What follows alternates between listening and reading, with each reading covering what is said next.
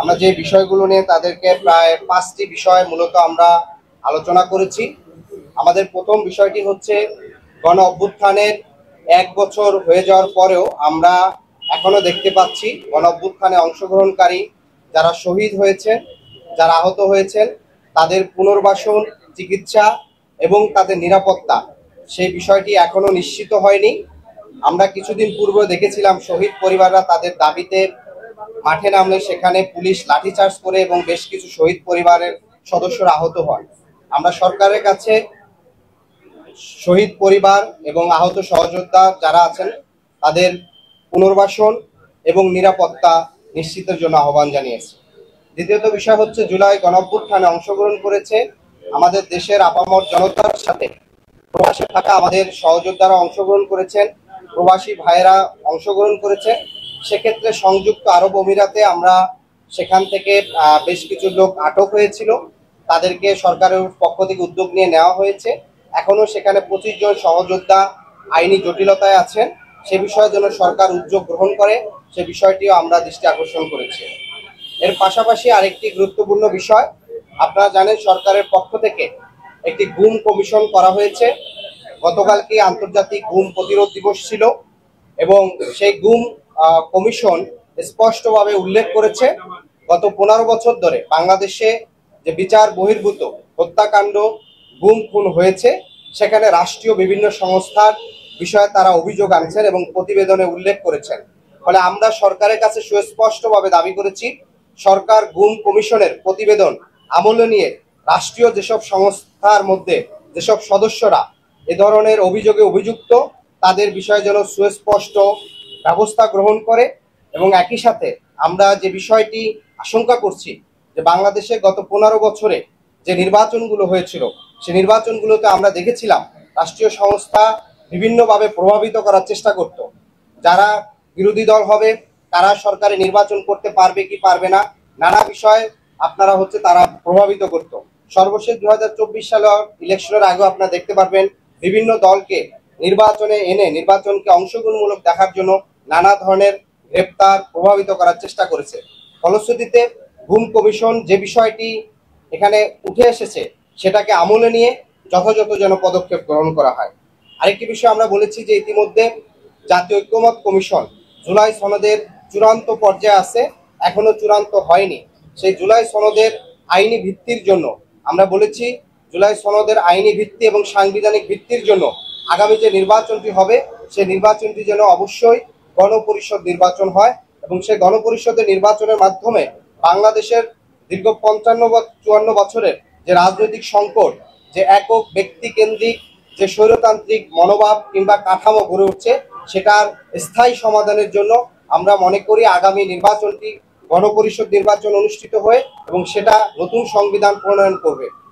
একই সাথে আমরা দেখেছি বর্তমান যে নির্বাচন কমিশন আছে এই কমিশন গঠনের সময় আমরা তখন নাগরিক কমিটির পক্ষ থেকে প্রতিবাদ জানিয়েছিলাম এবং এখনো আমরা প্রধান উপদেষ্টার দৃষ্টি আকর্ষণ করছি সেই বিষয় যে নির্বাচন কমিশন তাদের সক্ষমতা এবং নিরপেক্ষতার বিষয় যেন প্রধান উপদেষ্টা ভূমিকা রাখেন। কারণ আপনারা দেখতে পাচ্ছেন কিছুদিন পূর্বেও একটি নির্বাচন করার পূর্বে যা সীমানা নির্ধারণ নিয়ে ইসি ভবনের মধ্যে যেভাবে অন্য পক্ষকে যেভাবে হামলা করা হয়েছে সেই বিষয়টি আসলে ইসির সক্ষমতা এবং একই সাথে তার নিরপেক্ষতা নিয়েও প্রশ্ন আসছে।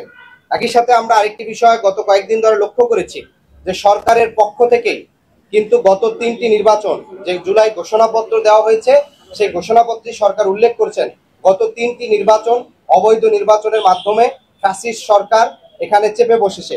ফলশ্রুতিতে সেই 3টি অবৈধ নির্বাচনে সরাসরি ফ্যাসিস্টের সহযোগী হিসাবে এবং নির্বাচনকে অবৈধ নির্বাচনকে বৈধতা দানের জন্য জাতীয় পার্টি সরাসরি অংশগ্রহণ করেছে।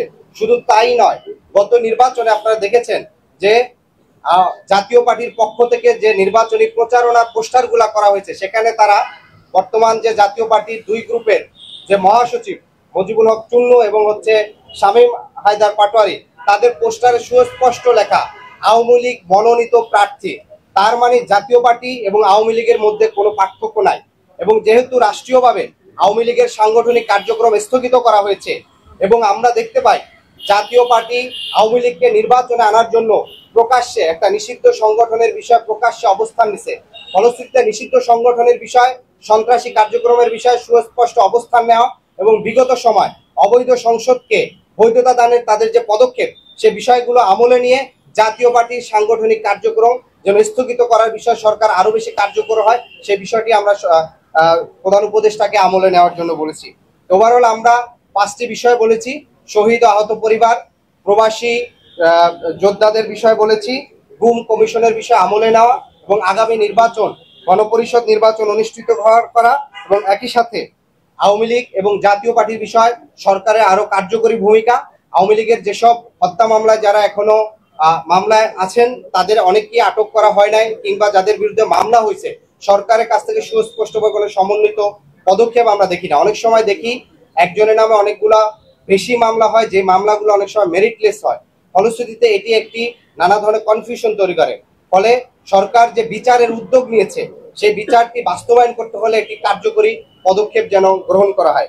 একই সাথে সারা দেশের যে আইন শৃঙ্খলা পরিস্থিতি, সে বিষয়টিও উপদেষ্টাকে আমলে নেওয়ার চেষ্টা করার জন্য অনুরোধ করছি। আর সরকারের পক্ষ থেকে আমরা দেখেছি যে বাংলাদেশে একই সাথে অনেকগুলো বিশ্ববিদ্যালয় ছাত্র সংসদ নির্বাচনের বিষয় সরকার উদ্যোগ নিছে, সেটি যেন সুষ্ঠু সুন্দরভাবে অনুষ্ঠিত হয়, কোনো ধরনের বাধার সম্মুখীন যেন না হয়, সেটি বিষয়ে যেন কার্যকর পদক্ষেপ নেয়। আর ইসির বিষয়ে আমরা আরেকটু বিষয় বলেছি যে জুলাই সনদে আমরা এর পূর্বে বলেছিলাম যে সরাসরি নারীর আসনে নারীদের প্রার্থীর বিষয়ে পুনর্বিবেচনা করার জন্য তা 100 আসনে সরাসরি যেন ভোটের বিষয়টি তারা দেখে। এবং আরেকটি বিষয় হচ্ছে ইসির পক্ষ থেকে একটি কথা বলা হয়েছে যে 31শে অক্টোবরে যাদের বয়স 18 হবে শুধুমাত্র তারা ভোট দিতে পারবে। তার মানে আগামী 6 মাস পরে যে নির্বাচনটি হবে ওই দিনও যদি কারো বয়স 18 হয় সে কিন্তু নির্বাচনে অংশগ্রহণ করতে পারবে না।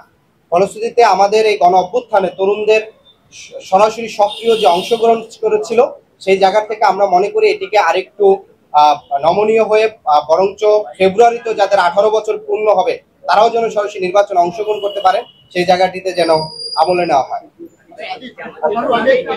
জামাত ইসলামী তারা সমালোচনা করেছেন এবং তারা বলেছেন যে আগামী জাতীয় সংসদ নির্বাচন নীল নকশা হতে পারে, তারা আশঙ্কা করেছে।